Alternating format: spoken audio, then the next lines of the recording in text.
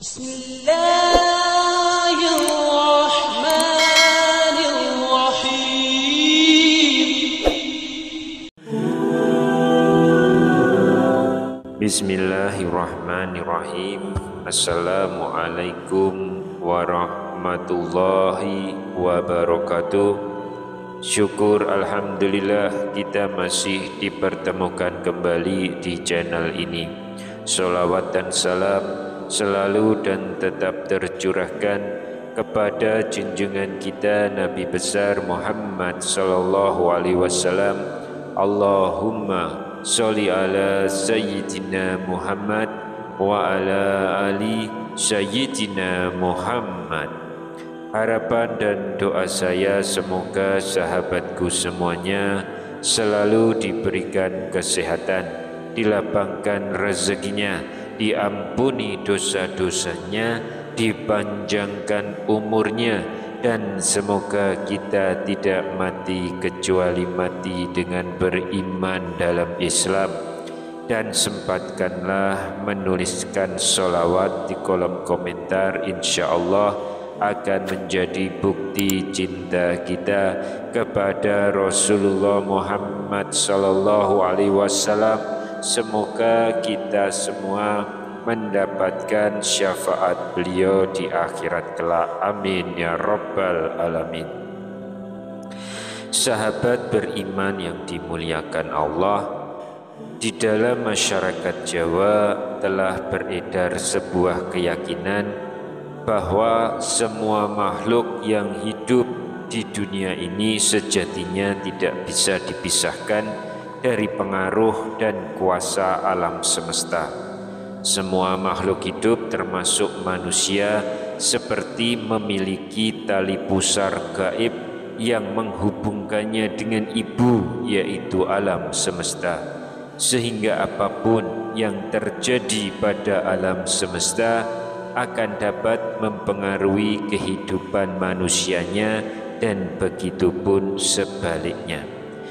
Diyakini dalam tradisi Jawa bahwa manusia seringkali mendapatkan pertanda dari alam semesta mengenai kejadian yang akan terjadi di masa depan.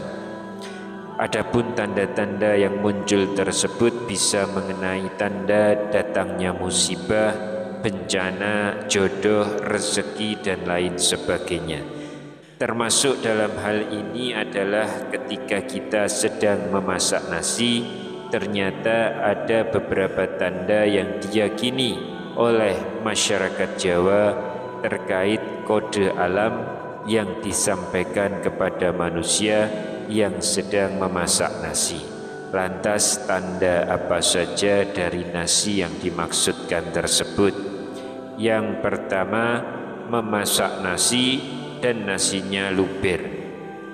Menurut tradisi Jawa, melubernya nasi hingga mengangkat penutup rice cooker atau penutup panci tempat memasak nasi dipandang sebagai sebuah kejadian yang merupakan pertanda murni dari alam semesta. Hal ini tentu saja bukan hasil dari kejadian yang memang diniatkan atau secara sengaja dilakukan. Semua takaran beras dan airnya telah sesuai, namun ternyata nasi tetap luber. Itu yang dimaksud dalam hal ini. Menurut orang Jawa, maka ini merupakan suatu pertanda yang baik, karena ini menggambarkan keadaan rezeki yang datang melimpah ruah, bahkan sampai luber kemana-mana yang akan datang kepada si pemilik beras. Bagi orang-orang zaman dahulu, ketika melihat hal seperti ini, maka mereka akan mengambil sedikit nasi di bagian paling atas dari panci yang meluber tadi, lalu kemudian berdoa dan memakannya.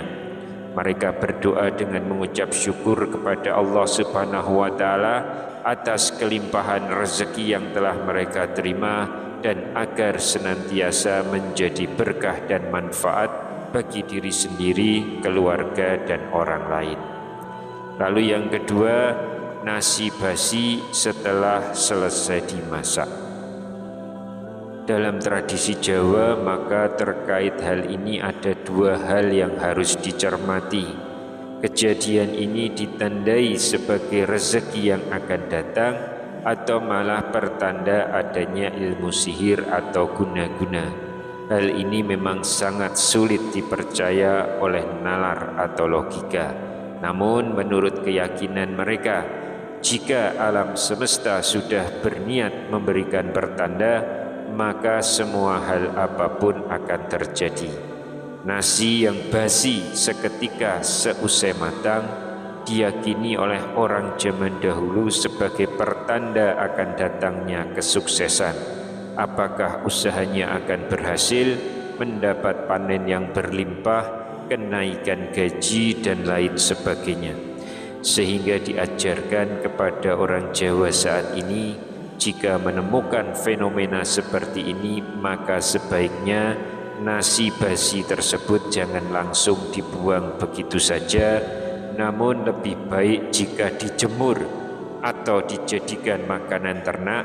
Selain itu, jangan lupa berdoa untuk memohon diberikan kelancaran dan kemudahan dalam mencapai hajat dan cita-cita. Lalu yang ketiga, menemukan sebutir beras yang belum matang di dalam nasi. Menurut tradisi Jawa, hal ini terjadi ketika kita sedang menikmati sepiring nasi lengkap dengan lauk pauknya, lalu ketika sedang makan kita menemukan sebutir nasi yang belum matang atau masih menjadi beras yang lengkap dengan kulitnya. Kejadian ini dipercaya oleh orang kuno zaman dahulu, maka jika menemukan beras mentah dalam nasi, mereka akan mengambilnya dan kemudian menyimpannya di dompet. Mereka yakin dengan melakukan hal tersebut, maka rezeki mereka akan semakin melimpah. Lalu yang keempat, nasi yang dimasak menjadi lengket seperti ketan. Ini adalah pertanda yang murni 100% dari alam semesta menurut keyakinan tradisi Jawa. Menurut tradisi Jawa, jika memasak nasi seperti biasa dan semua takarannya pas, namun pada akhirnya nasi menjadi lengket, bisa jadi itu pertanda rezeki akan datang kepada Anda. Dan jika mengalami hal ini, pada saat berdoa untuk makan, tambahkan doa agar Tuhan berkenan melimpahkan rezeki kepada Anda. Lalu yang kelima, ada sebagian beras yang tidak bisa matang.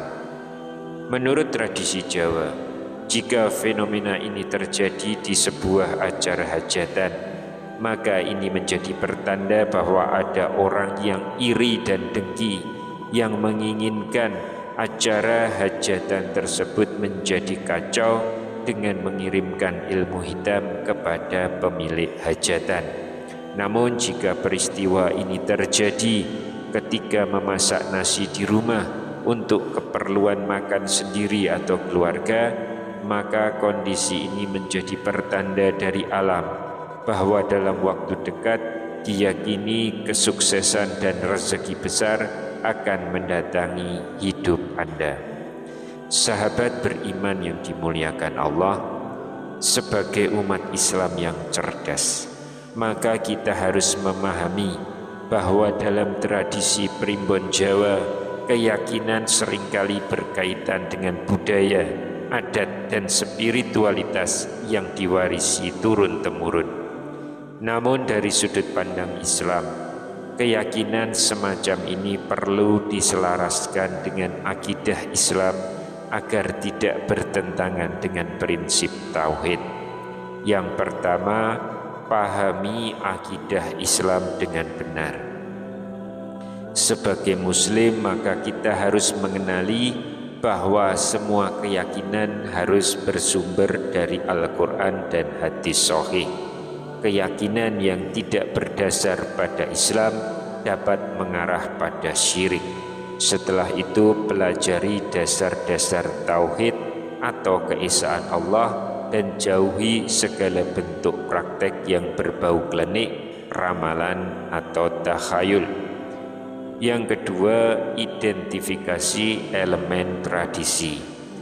Kenali tradisi atau keyakinan dalam primbon, mana yang bertentangan dengan Islam, misal praktek ramalan atau mencari pertanda dari alam. Lalu pisahkan nilai-nilai budaya yang bersifat positif seperti gotong royong dari hal-hal yang bertentangan dengan akidah. Yang ketiga, pahami tradisi secara bertahap.